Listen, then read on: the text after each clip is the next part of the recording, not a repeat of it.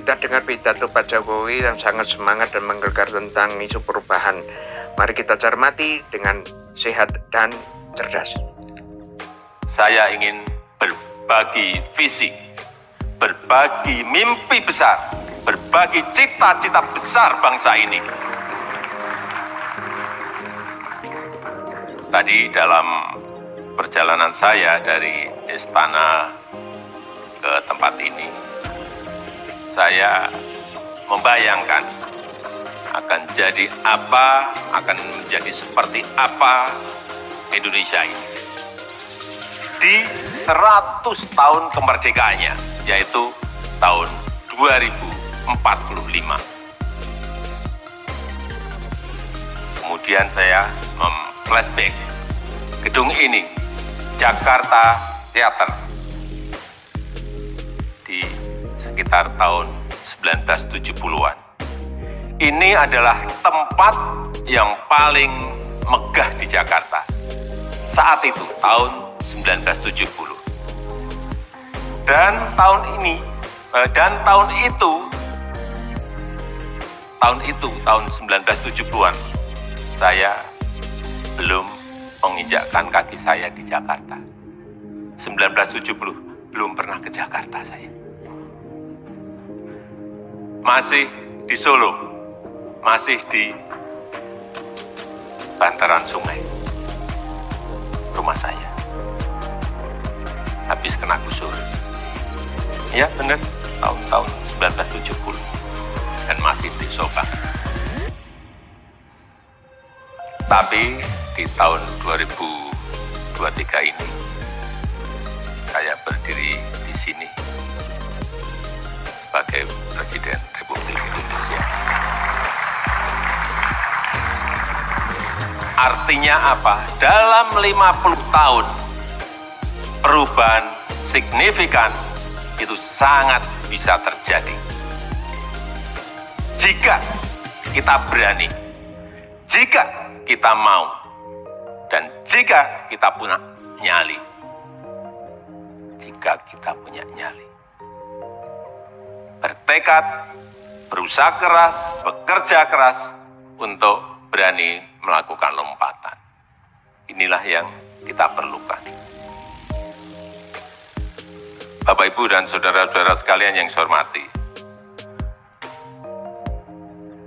2030-an kita akan mengalami puncak bonus demografi. 68,3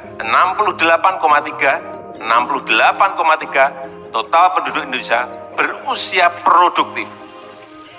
Yang ini terjadi hanya 1 kali dalam peradaban sebuah negara.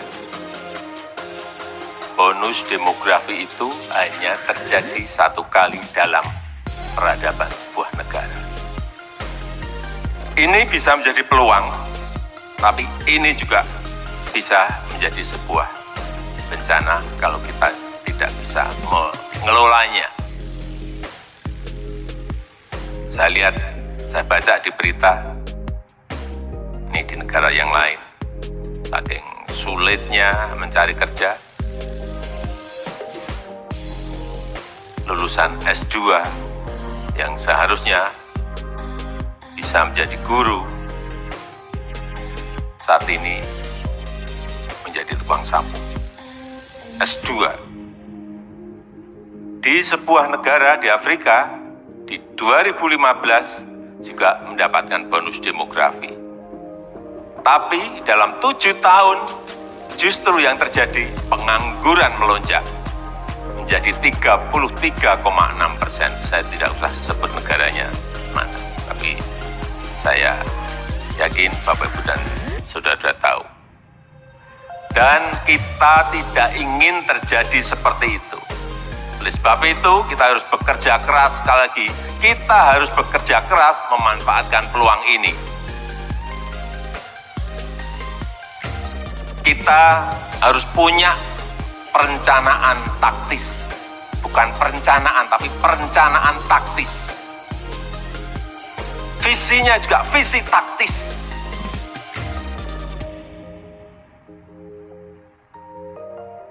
punya strategi juga yang taktis, karena kita berkompetisi dengan negara lain. Punya strategi besar tapi strategi taktis.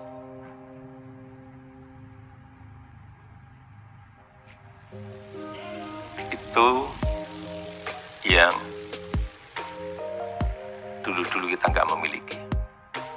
Tapi sekarang saya tanya ke Menteri BPN Bappenas, sudah lebih taktis dan lebih detail. Lagi karena kita berhadapan dengan kompetisi dengan negara-negara lain. Nggak bisa lagi kita kayak dulu-dulu memakai istilah-istilah yang absurd. Pengembangan, apa itu pengembangan? Penguatan, apa itu penguatan? Pemberdayaan, harus to the point apanya? Harus taktis apanya? Untuk membawa kapal besar Indonesia menggapai cita-cita Indonesia Emas 2045.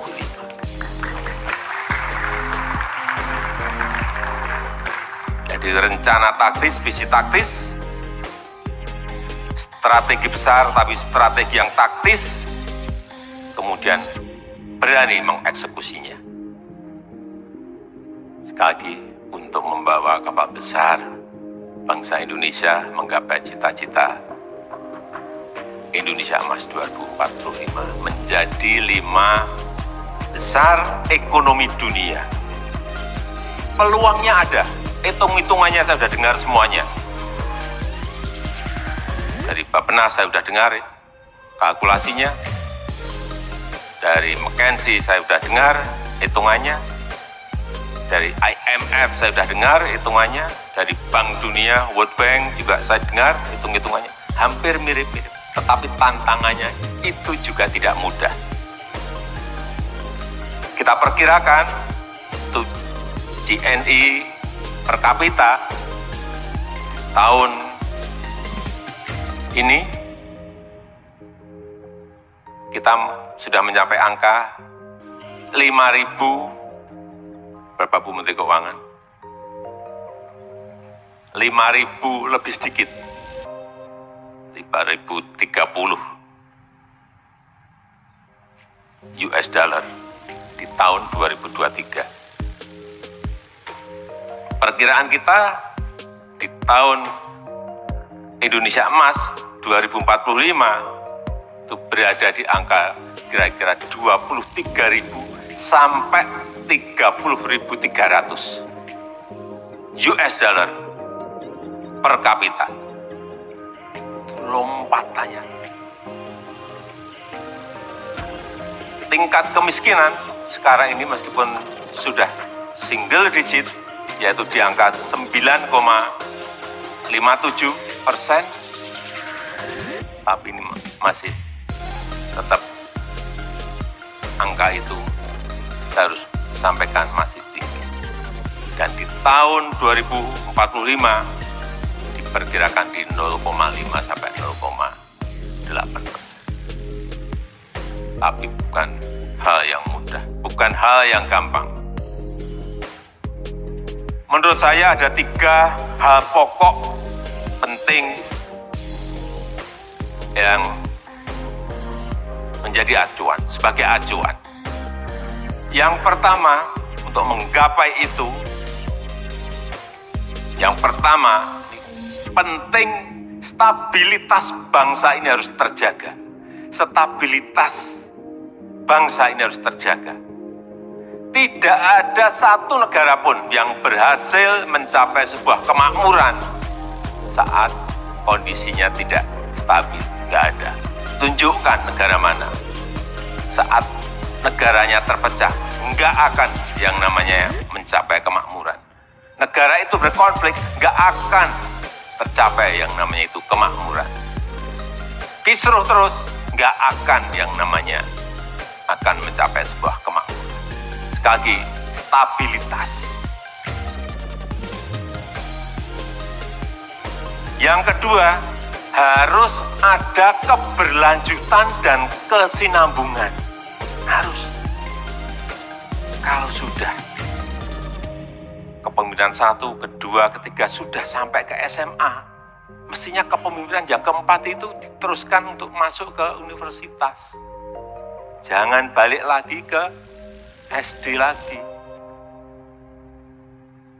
Setuju?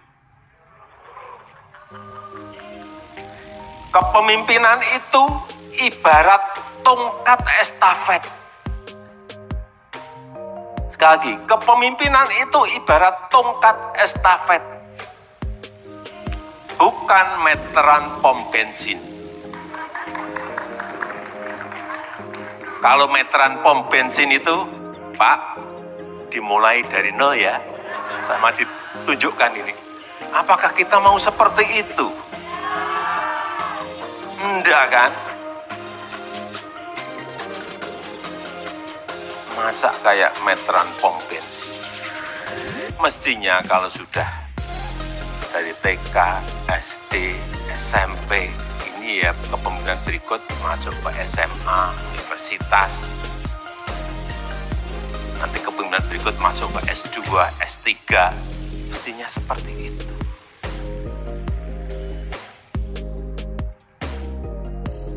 Tidak maju mundur, poco-poco udah. Dan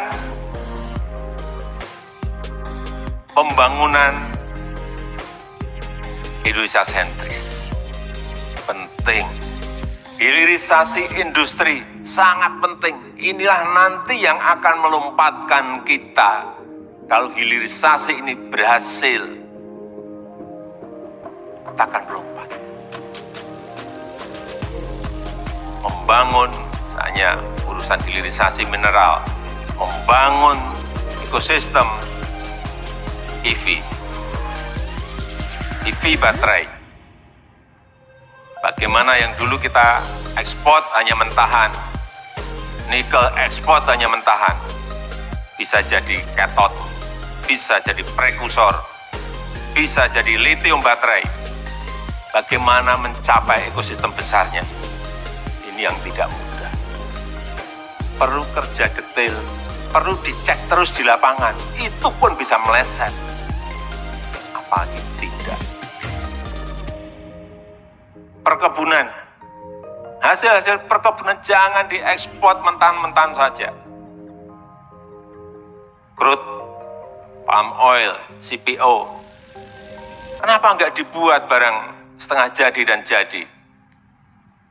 Bisa sabun, bisa kosmetik, dan lain-lainnya. Rumput laut. Kita punya potensi yang sangat besar sekali. Tapi jangan diekspor mentahan. Sekarang rumput laut itu bisa dijadikan biofuel. Saya baru lihat, kaget juga saya. Lihat di Jerman. Artinya potensi ini besar, tetapi tantangannya juga besar.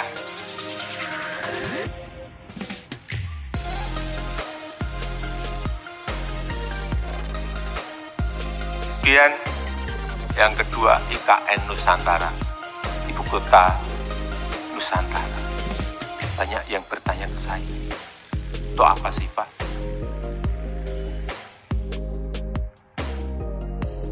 Perlu saya sampaikan, 56% penduduk Indonesia itu ada di Jawa. Dan yang terpadat itu di Jakarta.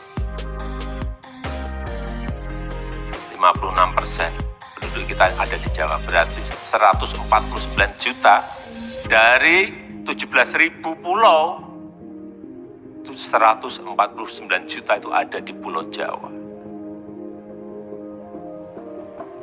Itu perlu pemerataan.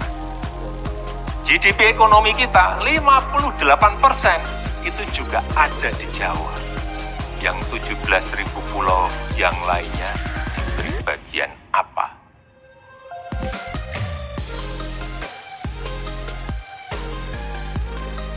beban Jakarta itu sudah sangat terlalu padat sekali.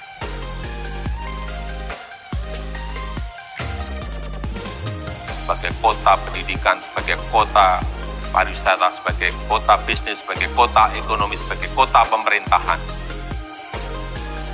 macet semua kita sekarang di mana-mana. Oleh sebab itu beban harus dikurangi, pemerataan harus dilakukan, tidak dalam jangka setahun, 2 tahun, 3 tahun, 4 tahun, 5 tahun yang akan datang, tetapi kita harus melihat visi yang jauh ke depan.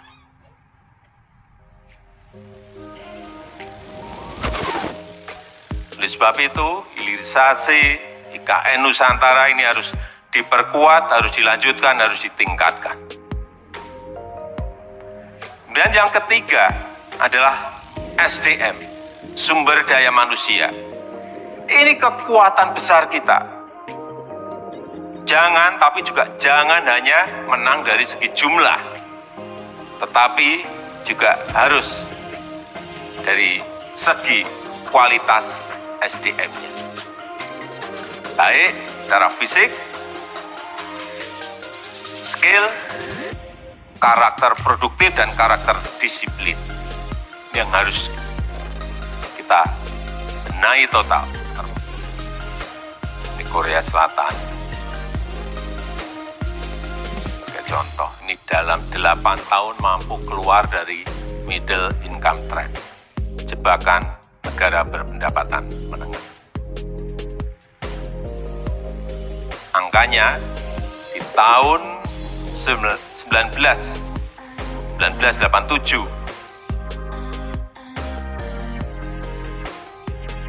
GDP mereka masih di angka 3.500.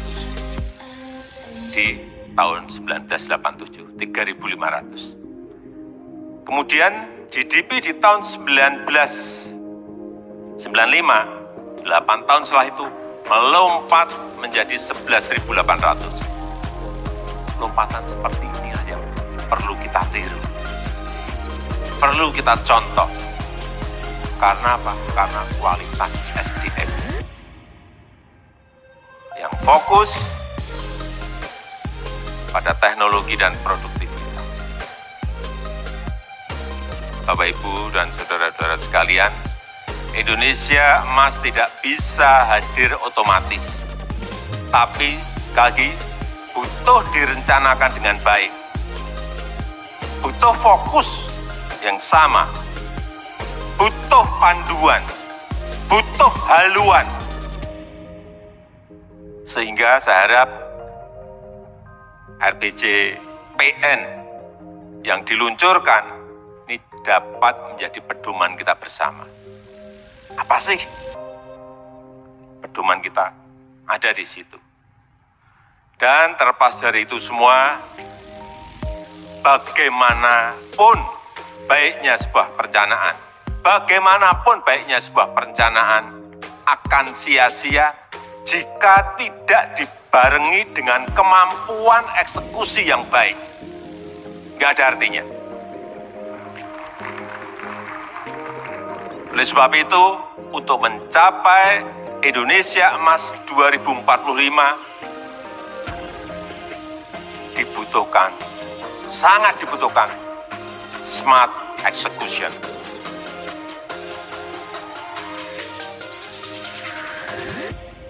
Dan dibutuhkan smart leadership. Oleh